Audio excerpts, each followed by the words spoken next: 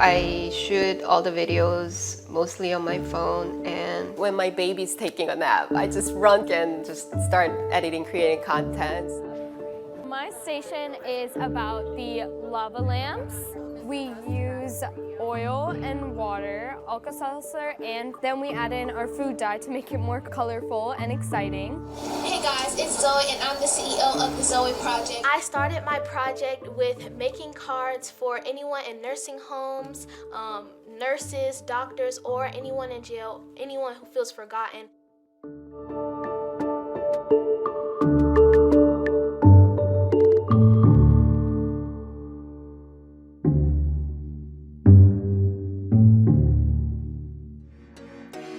Hi guys! So today I will be sharing a beauty tip that's gonna save you guys thousands of dollars, which is getting that corner lip lift effect without getting the surgery done.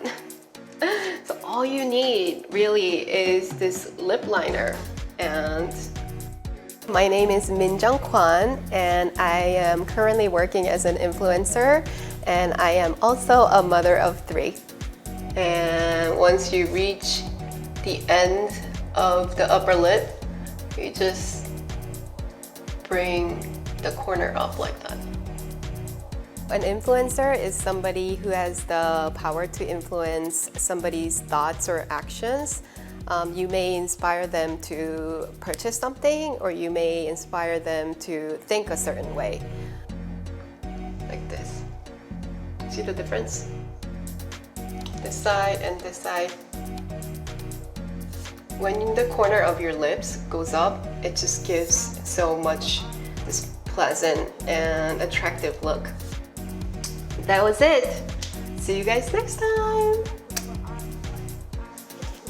Mainly, my niche is fashion, beauty, lifestyle, family. So I have a pretty wide range of contents that I can work on, which also means I have a huge variety of brands and companies that I can work with. It's an ongoing process. I am constantly studying, researching, on the lookout for the best trends of this season.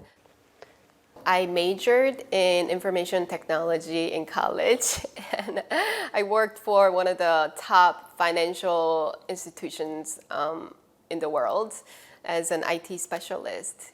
And I also got my MBA degree, but I figured I don't belong there.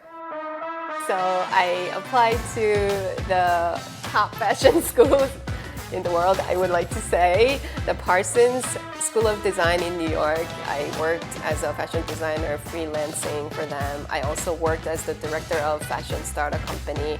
And that was when I got to interact with the influencers a lot. That was one of my tasks, to recruit these social media influencers. I am already spending a ton of time styling myself and visiting all these hot places. Why not share them and become one myself?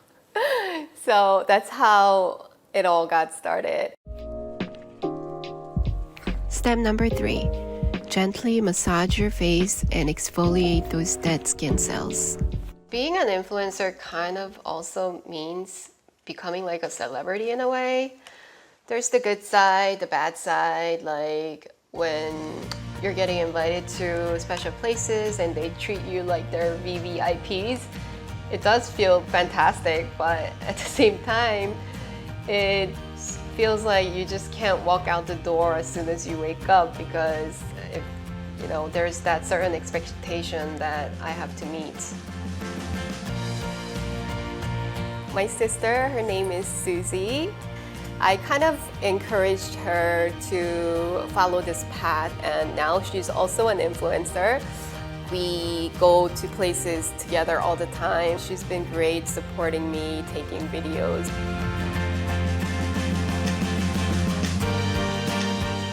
One of the advantages of being an influencer is that you can work anywhere.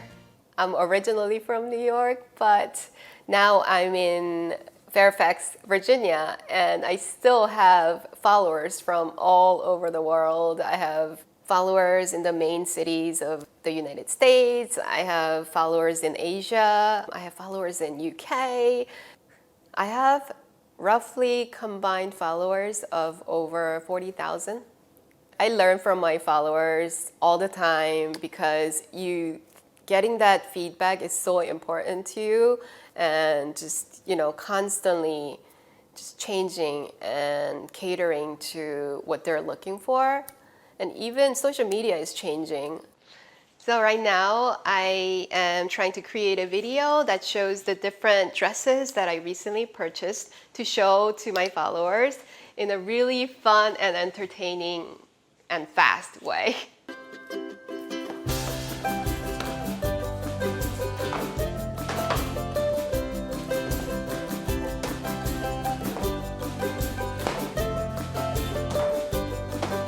So I shoot all the videos mostly on my phone, and when my baby's taking a nap, I just run to my desk and just start editing, creating contents, looking back on all the pictures and videos that I've created. And now I am transferring that to my computer. The work environment for this social media influencer world is very friendly, but at the same time, it's very competitive, especially nowadays.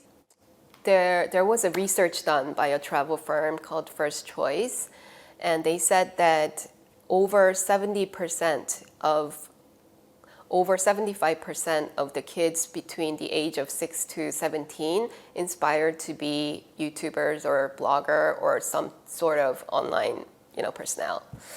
And they think it's a profitable profession because it is one. The income that the influencers can make is never the same every month. So it's never stable. But I'm sure if you have like a daily goal for yourself, you can work hard to meet that goal. But I personally don't really have that goal, nor is my income stable, just because I made it that way.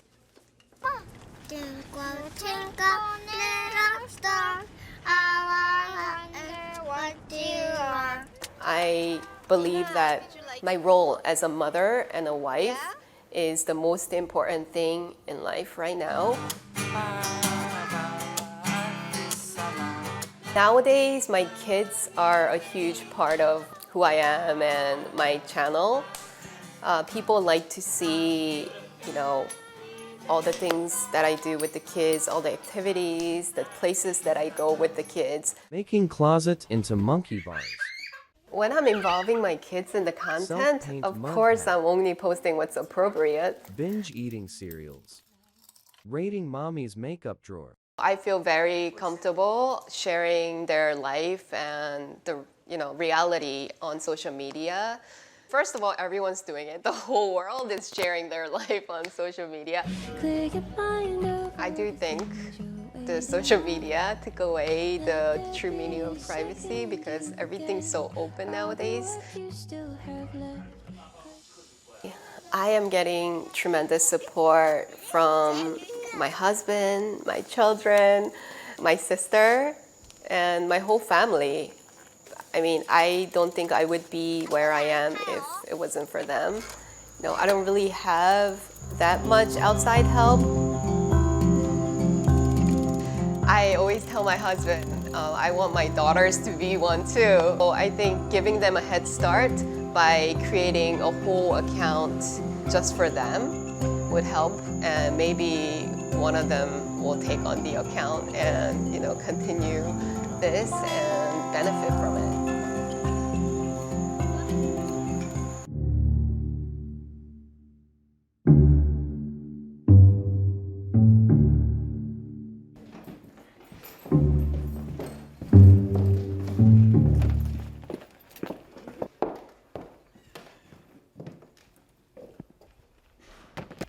We have packed everything and we are headed to Walt Whitman Middle School for the STEM Fest. STEM Fest was my idea a couple years ago where we went to a Title I elementary school to inspire these students and bring new opportunities and resources in the science and engineering fields that they hadn't seen before and that other students usually have access to, but they don't. We have already registered 170 students thus far, and we are expecting to reach 400 elementary student kids and approximately 200 to 300 middle schoolers coming in. STEM Fest started in 2018, and due to COVID, we could not continue it for 2 years. STEM is like science, technology, and then engineering and maths. And now we have also incorporated A in it, which is STEAM. So it's like it's arts incorporated, like 3D printing and how to, design visual basics and all that stuff. My station is about the lava lamps. Here is one, for example. We use oil and water, Alka-Seltzer, and then we add in our food dye to make it more colorful and exciting. And the most exciting part is when we add the Alka-Seltzer. We're gonna see the blue water bubbles rise up into the oil. This is just showing them the reaction that can be made from oils and waters and Alka-Seltzer, like what Alka-Seltzer contains in it to make this reaction. And it's just showing them like different liquids and their density. Okay, so 5. Yeah, there you go, you got it. So fold it like this. Can I try and fly it? Of course. I've never been to one of these before, so I'm just excited to learn new things and do experiments. My favorite part would be the lava lamp so far, because I've never had a lava lamp before, and it's really interesting. So my younger son, Akul, he wanted to understand if we can take it out to the community and not have kids come to these STEM fests, because not every kid is privileged enough to travel that far or to spend that kind of ticket to go to a STEM fest. So we said, okay, let's see if we can do it with friends, with volunteers, collaborations, with partnerships. So we reached out to Fairfax County Partnership. It's called Ignite Partnership. We went through the process and we got our partnership approved in August 2022. So the idea is to empower these students, let them take the lead and engage them early on. So igniting the passion of STEM and not the fear. So the age range for these students, it is geared towards K through 8, which is kindergarten through middle schoolers. And it is usually run by high schoolers. And then we have parent volunteers. And then we have mad scientists here. They are performing experiments with balloons and all the fun stuff. Sophia's your sister? So we're going to make this go. Ready? Clap for Sophia's sister.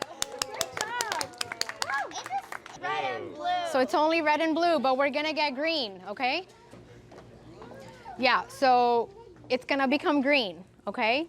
Okay, what's happening over here? Do you see some raisins dancing? When I was younger, I thought like chemicals are like unsafe and those kind of things. This has like carbonated water, right? Aerated water, like soda, but you can realize that you can just use, your ordinary house vinegar, and you can use some sodium bicarbonate, which is just, soda. And you can just have a little experiment with household items, and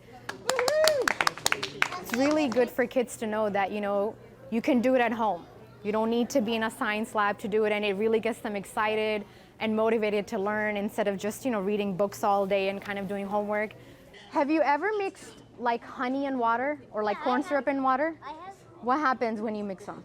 It's a really good environment to kind of learn these things and understand the chemistry behind it. The potatoes actually are actually like a natural battery.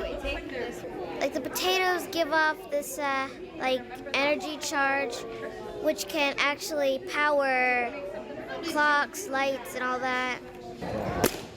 We're from the TJ Rocketry Club, and so we're here teaching kids about the basics of rocketry flight and like engineering.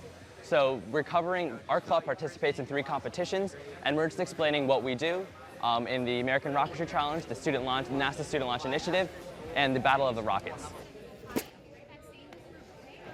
Check all our parts, right?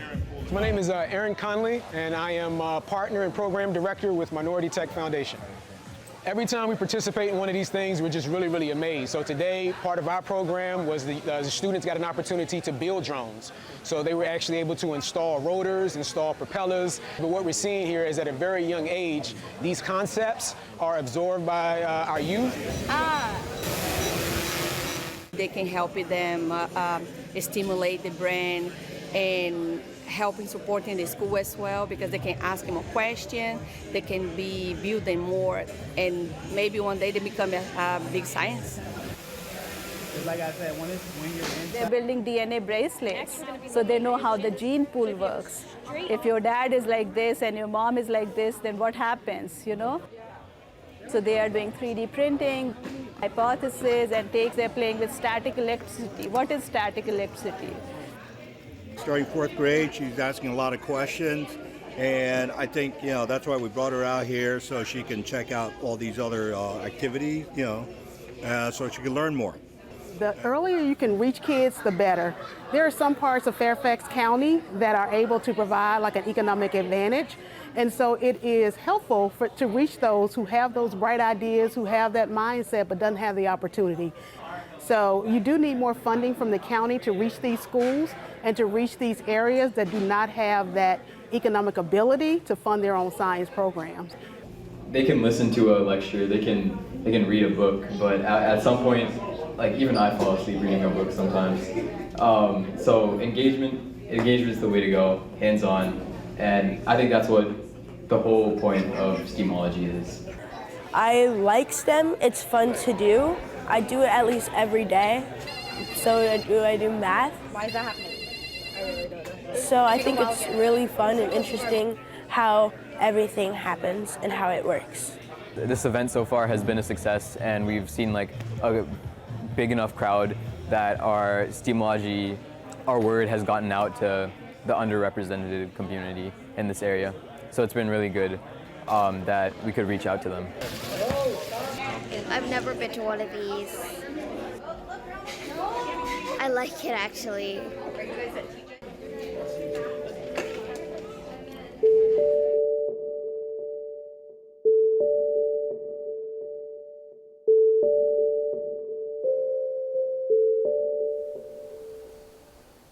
You can keep a card forever. It won't go anywhere. You can send them to anyone you want, and you can just write a little note inside, which means a lot. I started creating cards when I was probably like a little baby, and we always created cards in school for Valentine's Day, Mother's Day, Father's Day, Christmas. I started making cards then, and then it just kept getting bigger and bigger and bigger and bigger.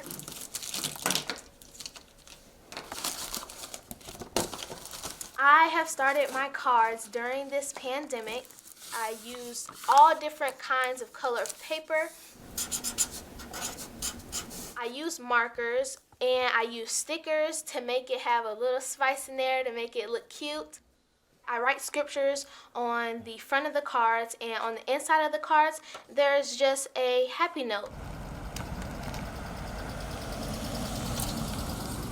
I deliver my cards anywhere near us, so my mom would drive to the nursing home, and we would have to call the nursing home because we can't come inside.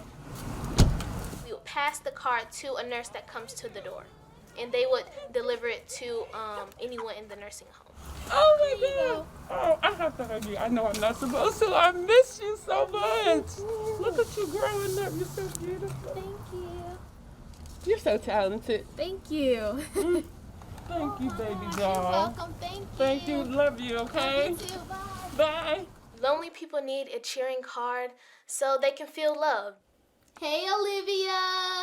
Hey, Zoe. What you doing? I do keep in touch with my friends. We also have little events sometimes where we get together on Zoom. We have movie nights, we talk, we eat our snacks on Zoom, or we'll just call on a daily basis to check up on each other. Well, this is all of our family right here. While my family is in North Carolina, we keep in touch with them on social media. When we moved to Virginia, it was a big impact on my life because we had no family here. So it was just me and my mom. Oh, I like it. What other colors you got? You got a pink one. I got red. Zoe has always been a creative. She's always used her resources. We haven't always had the most money, so she's really skillful with learning how to use what she has. The name of my project is the Zoe Project. Hey guys, it's Zoe and I'm the CEO of the Zoe Project.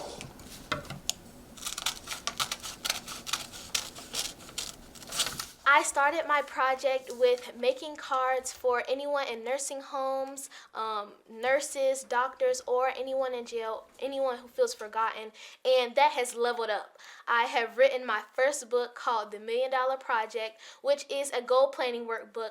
I wanted to remind my teachers, school people, my friends, my family, everyone around this world that you cannot forget about your goals, and it's a 7-step goal planning workbook for all ages. At 12-year-old, she's not thinking about how to make money for herself to buy like the next game or to buy the next hair bow or hair piece or something like that. She is creating cards and sending out the good word to individuals.